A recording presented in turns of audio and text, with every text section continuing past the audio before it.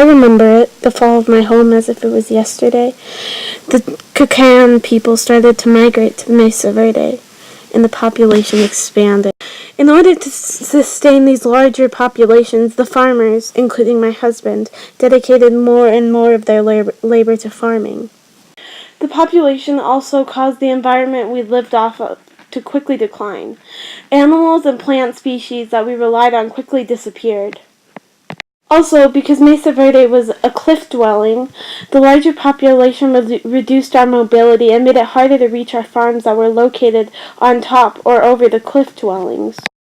Also, but I didn't know it then, there was a drought started at the beginning of 1276 AD, and it damaged us immensely. I only heard it through gossip that was spread. The corn is wilting and dying. It seems as if we are going into a state of winter, and the wells are running dry. My friend would say every day as we crushed corn for food or weaved basket, every day she would say it, and every day no one believed her, until food portions became smaller or water was hard to be found. Also, the days started to get colder and colder. The weather became far more unpredictable, as did the animals. The hunters coming back with no food became a often occurrence.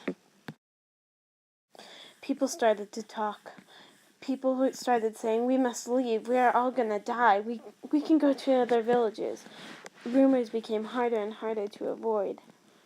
I started to see sides forming, those who wanted to leave and those who didn't. These people finally had enough. They started a civil war almost. I think 32 people died and about 7 were injured.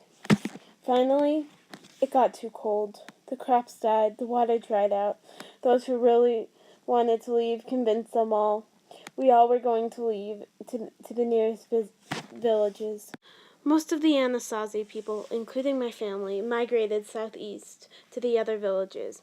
After a while, we became so integrated into the other villages, we started to forget our own heritage.